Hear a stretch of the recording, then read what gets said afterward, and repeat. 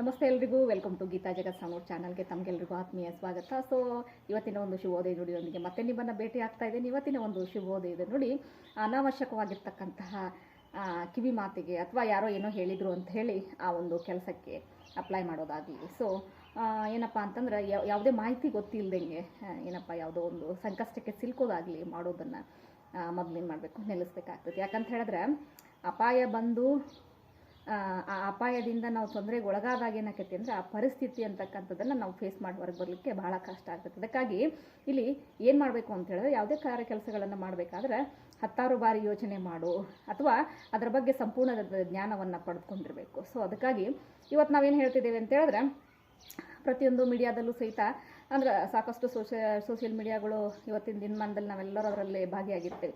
So ಸಾಕಷ್ಟು ಅಡ್ವರ್ಟೈಸ್ಮೆಂಟ್ಗಳು ಬರ್ತಿರ್ತಾವೆ. ಏನು ಅಂತ ಹೇಳಿದ್ರೆ 40K 50K 30K 15K ಆರಾಮಾಗಿ ಗೃಹಿಣಿಯರು ಅಥವಾ ಜಾಬ್ಲೆಸ್ ಇರ್ತಕ್ಕಂಥವ್ರು ಮನೆಯಲ್ಲೇ ದುಡ್ಕೋಬೋದು, ಯಾವುದೇ ರಿಸ್ಟ್ರಿಕ್ಷನ್ ಇಲ್ಲ ಅಂಥೇಳಿ.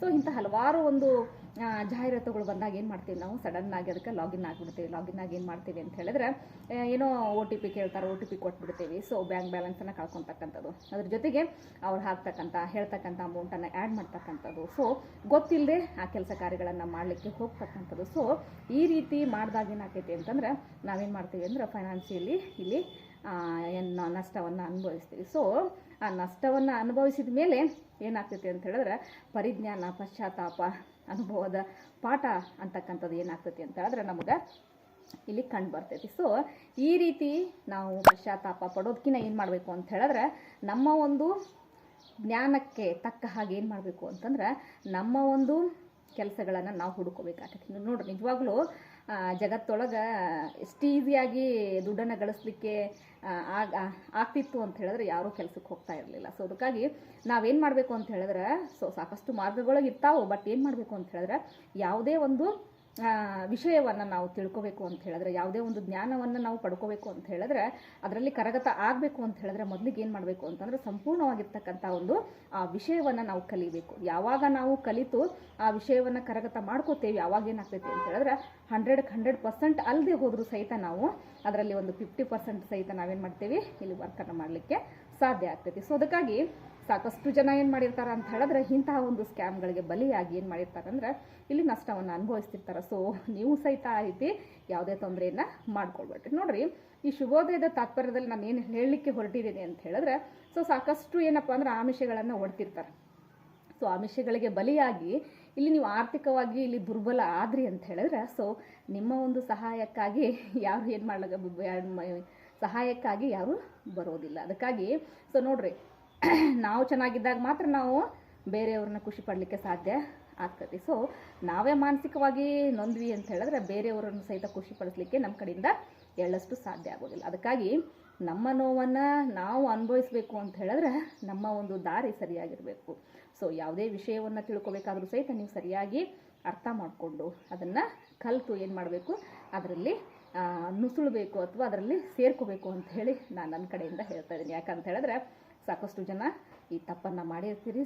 ನನ್ನನ್ನು ಸೇರಿಕೊಂಡು ಸೊ ಎಲ್ಲ ಕಳ್ಕೊಂಡಾದ್ಮೇಲೆ ನನ್ನ ಹಣೆ ಬರ ಏನಪ್ಪ ಈ ರೀತಿ ಆಯಿತು ಅನ್ನೋದಕ್ಕಿಂತ ಬದಲು ಏನು ಮಾಡಬೇಕು, ವಿಷಯವನ್ನು ತಿಳ್ಕೊಂಡು. ಸೊ ನೋಡ್ರಿ, ವಿಷಯವನ್ನು ತಿಳ್ಕೊಳೋದ್ರ ಒಂದು ಲಾಭ ಏನು ಅಂತ ಹೇಳಿದ್ರೆ, ಅದರಲ್ಲಿರ್ತಕ್ಕಂಥ ಪಾಸಿಟಿವ್ನೆಸ್ಸು ಆಮೇಲೆ ನೆಗೆಟಿವ್ನೆಸ್ ಯಾವ ರೀತಿ ಇದೆ ಅಂತಕ್ಕಂಥದ್ದು ನಮ್ಗೆ ಸ್ಪಷ್ಟವಾಗಿ ಗೋಚರ್ತೈತಿ. ಅವಾಗ ಏನಾಗ್ತೈತಿ ಅಂತ ಹೇಳಿದ್ರೆ, ಆ ಒಂದು ವಿಷಯದ ಒಂದು ಏನಪ್ಪ ಆಳ ಅಂತರ ಎಲ್ಲ ನಮ್ಗೆ ಗೊತ್ತಾಗ್ತೈತಿ. ಸೊ ಅದಕ್ಕಾಗಿ ಪ್ರತಿಯೊಬ್ಬರು ಸಹಿತ ಏನು ಮಾಡಬೇಕು ಅಂತ ಹೇಳಿದ್ರೆ, ಏನೇ ಒಂದು ಆಮಿಷಗಳು ಬರಲಿ ಅಥವಾ ಯಾವುದೇ ಜಾಹೀರಾತು ಬರಲಿ, ಏನೇ ಬಂದರೂ ಸಹಿತ ಏನು ಮಾಡಿರಿ ಅಂತ ಹೇಳಿದ್ರೆ ಅದ್ರ ಬಗ್ಗೆ ಡಿಟೇಲ್ ಆಗಿ ಮಾಹಿತಿಯನ್ನು ಕಲೆಕ್ಟ್ ಮಾಡಿಕೊಟ್ಟು, ಸಾಧ್ಯ ಆದರೆ ಅದನ್ನು ಕಲಿಬೇಕಾಗ್ತಂಥ ಪರಿಸ್ಥಿತಿ ಬಂದರೂ ಸಹಿತ ಅದನ್ನು ಕಲ್ಕೋರಿ. ಸೊ ಅದ್ರ ಹೊರತು ಯಾವುದೇ ಡೈರೆಕ್ಷನ್ ಇಲ್ಲದೆ, ಸೊ ಯಾರೋ ಏನೋ ಹೇಳಿದರು ಅಂತ ಹೇಳಿ ಸೊ ವಿತೌಟ್ ಡೈರೆಕ್ಷನ್ ಇಲ್ಲದೆ ಏನು ಮಾಡಲಿಕ್ಕೆ ಹೋಗಬೇಡ್ರಿ.